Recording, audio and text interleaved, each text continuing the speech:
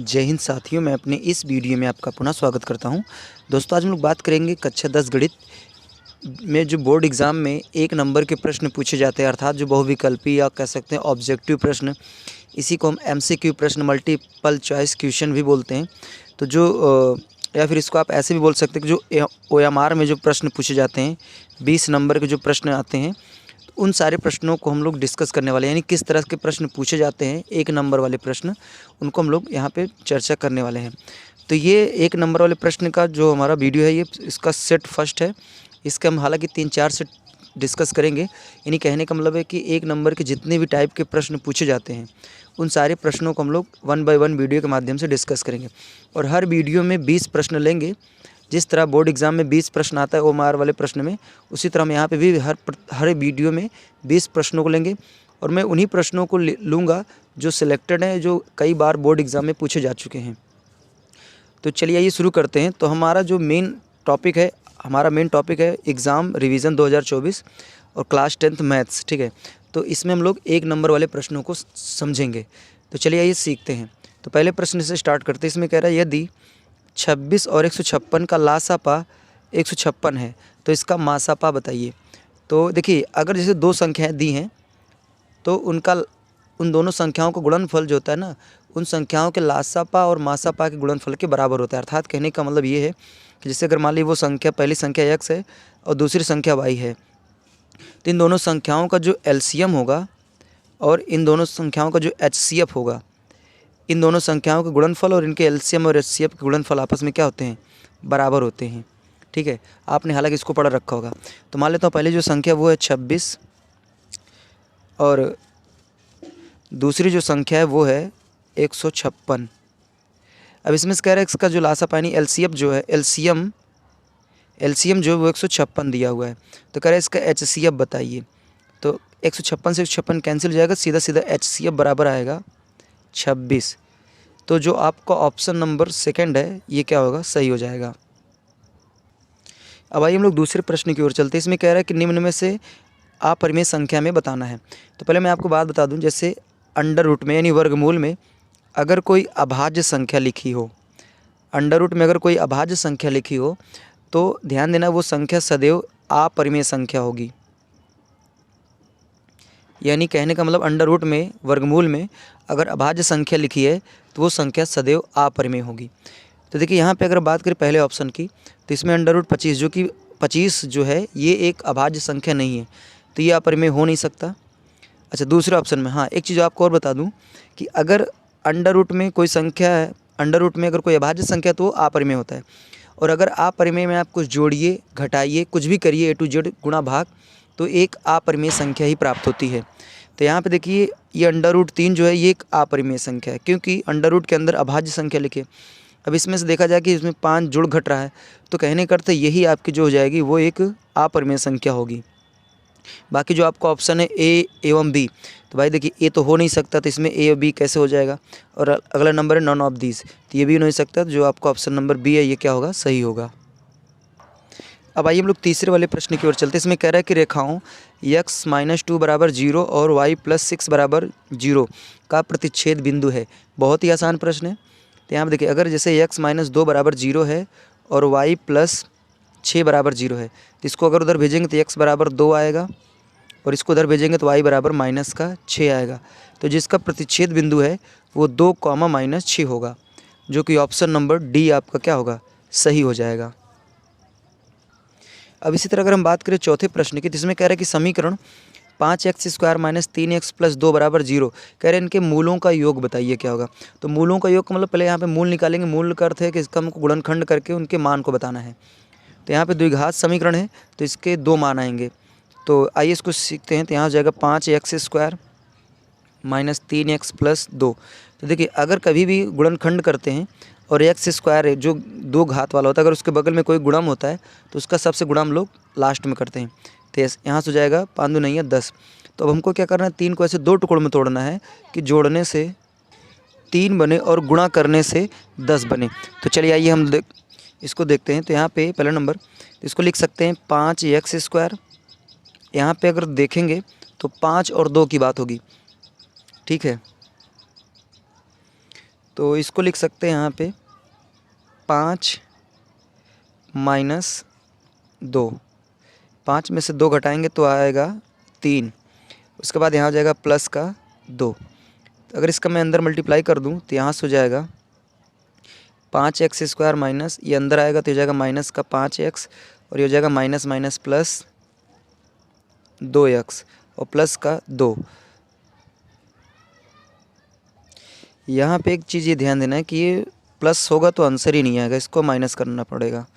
तो यहाँ पे माइनस रखेंगे तभी जाके आपका आंसर सही होगा। तो यहाँ से अब देखेंगे तो यहाँ से 5x कॉमन आएगा तो यहाँ हो जाएगा x माइनस 1, और यहाँ से प्लस 2 कॉमन आएगा तो यहाँ से हो जाएगा x माइनस 1। तो x माइनस 1 अब बाहर निकालेंगे तो जाएगा 5x प्लस 2।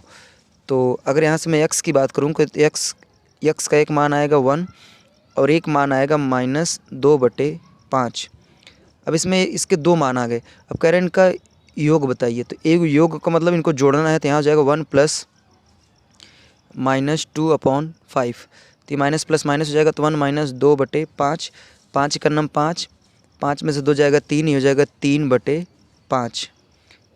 तो जो आपका ऑप्शन नंबर पहला है ये क्या होगा, सही हो जाएगा।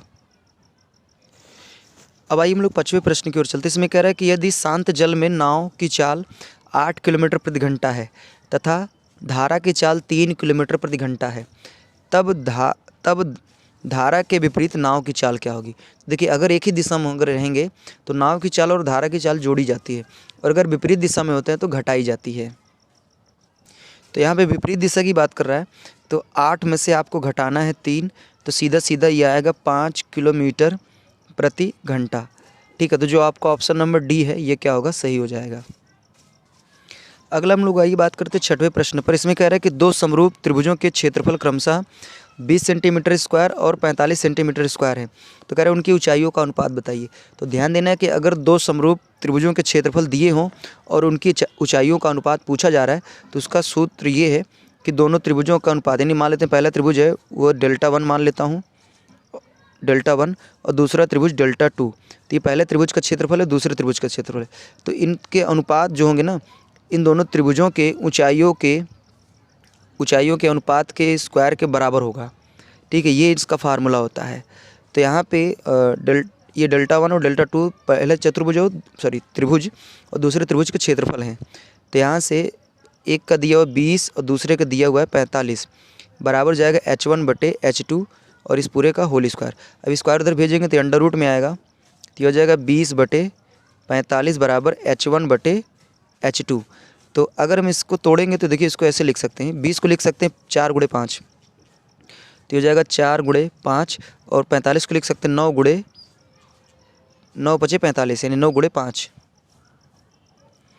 तो बराबर में इधर हो जाएगा h1/h2। तो यहाँ 5 से 5 क्या होगा, कैंसिल हो जाएगा। तो 4 का वर्गमूल 2 और 9 का वर्गमूल 3, तो सीधा सीधा हो जाएगा h1/h2 बराबर 2/3। अगर अनुपात में देखेंगे तो हो जाएगा 2:3। तो यहाँ पे जो आपका ऑप्शन नंबर सी है ये क्या होगा, सही हो जाएगा। अब आइए हम लोग बात करते हैं 7वें प्रश्न की ओर। इसमें कह रहा है कि 2 बिंदुओं 2,3 और 4,1 कह रहे हैं इनके बीच की दूरी। तो ध्यान देना है कि जब 2 बिंदु दिए हों उनके बीच की दूरी पूछ रहा हो तो उसके लिए दूरी का फार्मूला होता है दूरी बराबर √x2 - x1 का whole square plus y2 - y1 का होल स्क्वायर। तो यहाँ पर देखिए, अगर हम बात करें x1 x2 कौन है, तो ये x1 है, ये y1 है, ये x2 है और ये y2 है।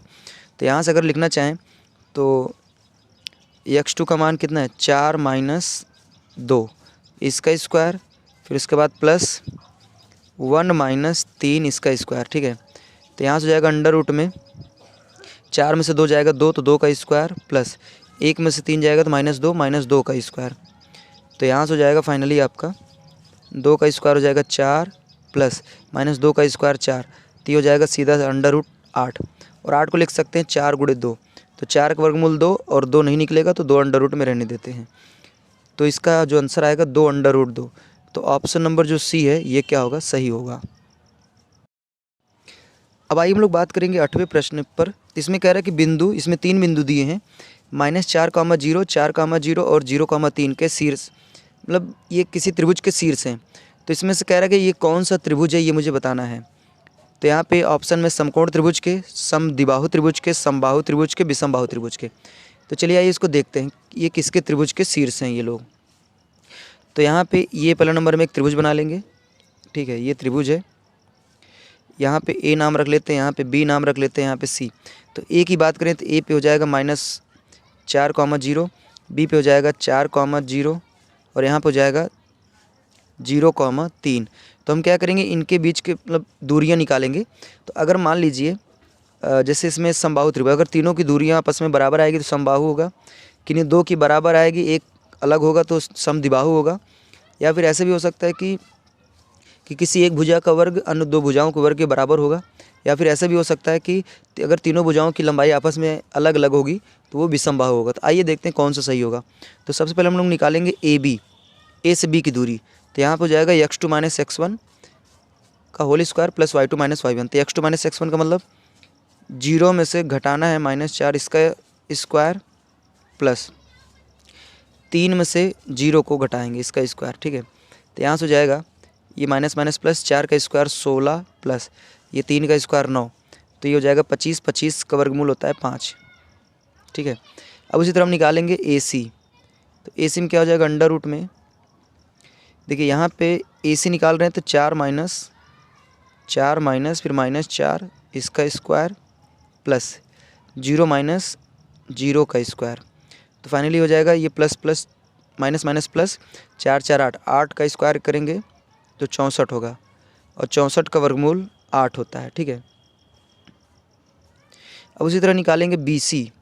तो बी सी में क्या होगा, इधर देखिए, अब इन दोनों में देखेंगे तो यहाँ पे x2 - x1 यानी 4 - 0 का स्क्वायर प्लस 0 - 3 का स्क्वायर, ठीक है। तो इधर हो जाएगा 4 का स्क्वायर 16 प्लस -3 का स्क्वायर 9।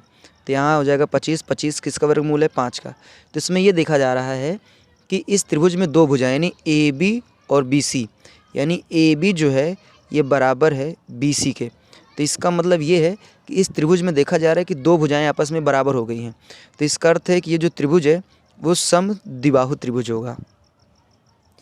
अब आइए हम लोग अगले प्रश्न की ओर चलते। इसमें कह रहा है कि यदि साइन ए बराबर 4/5 है तो tan ए का मान बताइए। तो देखिए यहाँ पे साइन ए ये 4/5 दिया है। तो हम जानते हैं साइन थीटा बराबर होता है लंब बटे कर्ण। तो लंब और कर्ण दिया, आधार एब्सेंट है तो आधार निकाल सकते हैं। आधार बराबर हो जाएगा अंडर रूट में कर्ण का स्क्वायर प्लस माइनस लंब का स्क्वायर। तो आधार बराबर हो जाएगा कर्ण, कर्ण का मान कितना दिया 5, तो 5 का स्क्वायर माइनस लंब का मान दिया हुआ 4, 4 का स्क्वायर। तो यहाँ से हो जाएगा आधार बराबर 5 का स्क्वायर 25 माइनस 4 का स्क्वायर 16। तो ये ए बराबर आ जाएगा सीधा अंडर रूट में 9 और 9 3 का वर्गमूल होता है। तो आधार का मान कितना आ गया 3। अब हमें क्या करना है, tan ए बताना है। तो tan ए बराबर हम जानते हैं लंब बटे आधार होता है। तो लंब का मान कितना दिया हुआ है 4, आधार का मान 3, तो 4/3। तो जो ऑप्शन नंबर सी है ये क्या होगा, सही होगा। अब आइए हम लोग अगले प्रश्न की ओर चलते। इसमें कह रहा है कि सभी त्रिभुज समरूप होते हैं। तो इसमें से कह रहा है कौन सा त्रिभुज, मतलब ऐसे कौन से त्रिभुज होते हैं जो सभी त्रिभुज समरूप होते हैं। इसमें अगला नंबर है समद्विबाहु त्रिभुज, समकोण त्रिभुज, सर्वांगसम त्रिभुज, समबाहु त्रिभुज। देखिए जो समद्विबाहु त्रिभुज होते हैं ये सभी समरूप नहीं हो सकते। समरूप का मतलब होता है रूप में एक जैसे होना चाहिए। जैसे इधर देखिए समद्विबाहु की बात करें तो जैसे एक त्रिभुज हमने ये बनाया, इस लंबाई को मैंने बराबर कर दिया तो ये समद्विबाहु है। एक समद्विबाहु ऐसे भी बन सकता है इस तरीके से, अगर इसकी लंबाई हम बराबर कर दे तो ये भी समद्विबाहु होगा। तो इनको देखेंगे तो ये एक शकल के नहीं दिख रहे हैं। उसी तरह समकोण त्रिभुज जो होते हैं वे भी एक शकल के नहीं हो सकते। अगर एक त्रिभुज मैंने ऐसे बनाया है तो एक मैं ऐसे भी बना सकता हूँ, ये एक शकल के नहीं है। सर्वांगसम अलग चीज़ है, इसकी बातें नहीं करेंगे। यहाँ पे समबाहु, तो समबाहु त्रिभुज भले जो है ये एक शकल के होते हैं, ठीक है। समबाहु त्रिभुज होते हैं वो एक शकल के होते हैं क्योंकि उनकी सभी भुजाएं आपस में बराबर होती हैं। तो जो प्रत्येक समबाहु त्रिभुज जो होगा वो समरूप होगा। तो जो आपका ऑप्शन नंबर डी है ये सही होगा। अब आइए हम लोग अगले प्रश्न की ओर चलते हैं। इसमें कह रहा है कि एक वृत्त की परिधि 22 सेंटीमीटर है।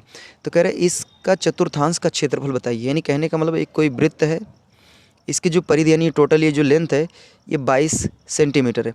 तो कह रहे इसका चतुर्थांश का क्षेत्रफल बताइए। चतुर्थांश का मतलब अगर इसको हम 4 बराबर हिस्सों में बांटेंगे तो कह रहे किसी एक हिस्से का एरिया मुझे बताना है।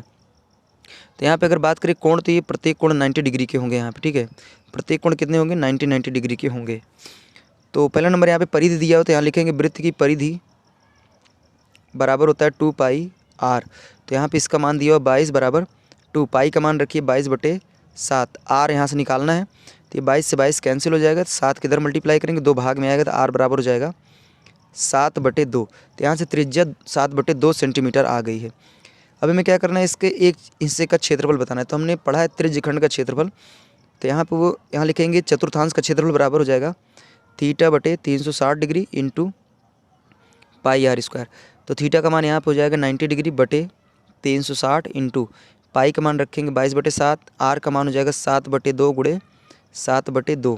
तो एक 7 से एक 7 कैंसिल हो जाएगा, 90 चौका 36 होगा, और यहाँ से इसको कैंसिल करेंगे 2 से, तो ये हो जाएगा 11 बार, ठीक है। और उसके बाद ये बचेगा 1177 बटे 4 दूनिया 8, और ये हो जाएगा सेंटीमीटर स्क्वायर। तो जो आपका ऑप्शन नंबर पहला है ये सही हो जाएगा, 77/8 सेंटीमीटर स्क्वायर। अब आइए हम लोग अगले प्रश्न की ओर चलते हैं। इसमें कह रहा है कि एक पाइप का बाहरी व्यास 4 सेंटीमीटर तथा भीतरी व्यास जो है वो 3 सेंटीमीटर है। तो कह रहा है उसकी लंबाई 20 सेंटीमीटर है, तो पाइप में प्रयुक्त धातु का आयतन बताइए। तो देखिए यहाँ पे पाइप जो है दरअसल वो बेलन की तरह है, और इसमें इसका आंतरिक व्यास और बाहरी व्यास भी दिया हुआ है। अर्थात अगर हम पाइप की बात करें तो ये जो पाइप है कुछ इस शक्ल की है, ठीक है। इसका मतलब अंदर भी और बाहर भी 2 व्यास दिए हैं। तो इसके अगर त्रिज्या की बात करें तो यहाँ पे अगर हम बात करें बाहरी त्रिज्या, तो बाहरी त्रिज्या को इसको मैं कैपिटल आर मान सकता हूँ। ये दिया हुआ है 4 सेंटीमीटर व्यास है, त्रिज्या इसका आधा हो जाएगा 2 सेंटीमीटर। और अगर हम कहें आंतरिक त्रिज्या क्या होगी, तो आंतरिक त्रिज्या इसको स्मॉल आर मान सकता हूँ, और ये हो जाएगा 3 का आधा करेंगे तो आएगा 1.5 सेंटीमीटर।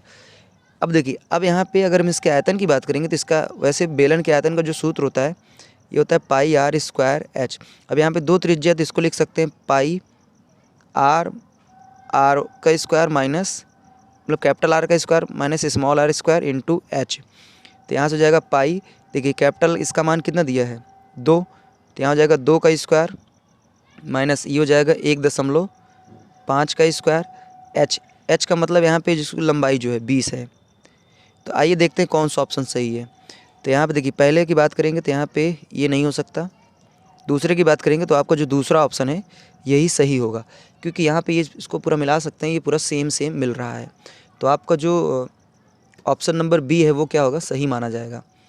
अगला नंबर है कह रहे किसी बेलन का आयतन होता है, तो ये बहुत ही आसान है, बेलन के आयतन का सूत्र होता है पाई आर स्क्वायर एच। तो आपका ऑप्शन नंबर ए सही होगा।